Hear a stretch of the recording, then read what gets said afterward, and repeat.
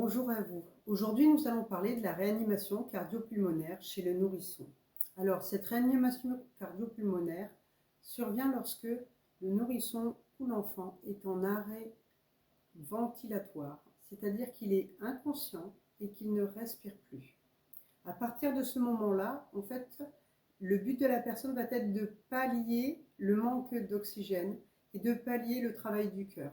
Donc, on va faire des compressions et des insufflations pour remplacer ce qui ne fonctionne pas pour l'instant.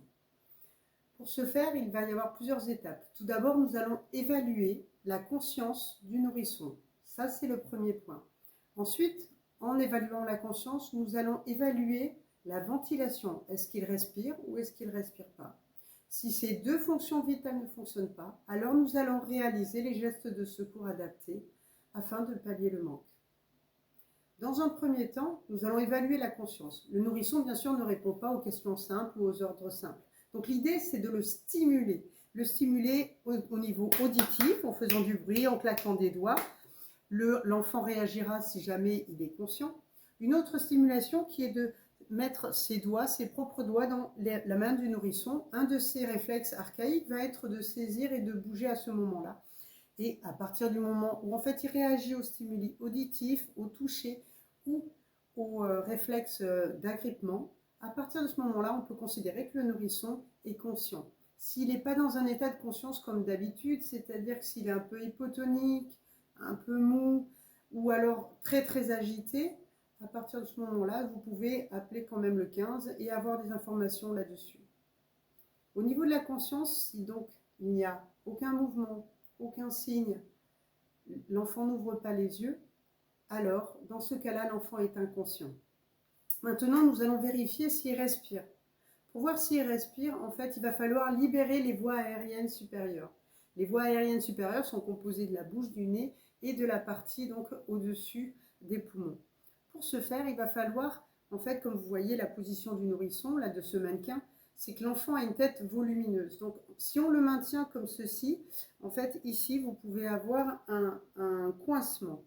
L'idée, ça va être de mettre la tête du nourrisson en position neutre. Pour ce faire, je saisis la tête de l'enfant sur le côté en faisant attention de ne pas toucher la fontanelle qui est une zone sensible ici.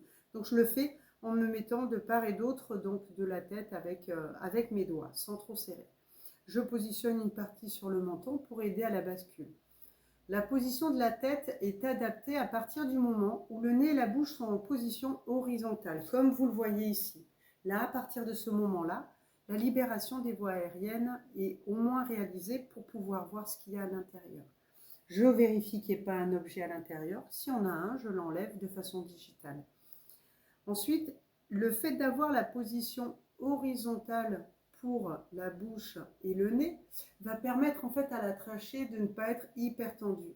Si la bascule de la tête est trop en arrière, en fait la trachée qui n'est pas encore vraiment avec les anneaux rigides va se pincer, va se réduire, ce qui va diminuer le passage de l'air. Donc vraiment la bascule va se faire jusqu'à ce que ceci soit horizontal et là on va pouvoir vérifier si l'enfant respire ou ne respire pas.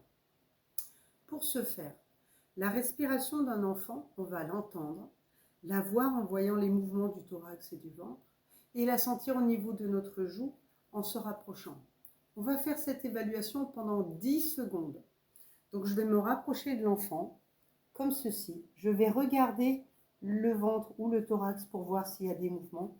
Je vais rapprocher ma joue pour sentir l'air qui rentre et qui sort et en même temps, avec mon oreille, j'écoute si j'entends le bruit de l'air passer dans les voies aériennes supérieures. Je fais ça donc pendant 10 secondes. S'il n'y a pas de mouvement, ni du ventre ni du thorax, si je ne sens pas d'air et que je n'entends pas de bruit au niveau de la ventilation de l'enfant, alors on considère que l'enfant est en arrêt respiratoire.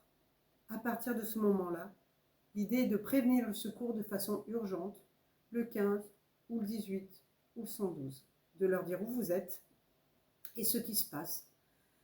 Un pompier peut vous guider au niveau des techniques et des gestes, mais vous pouvez commencer si vous connaissez déjà ces techniques et ces gestes, comme je vais vous les indiquer ici pour les montrer.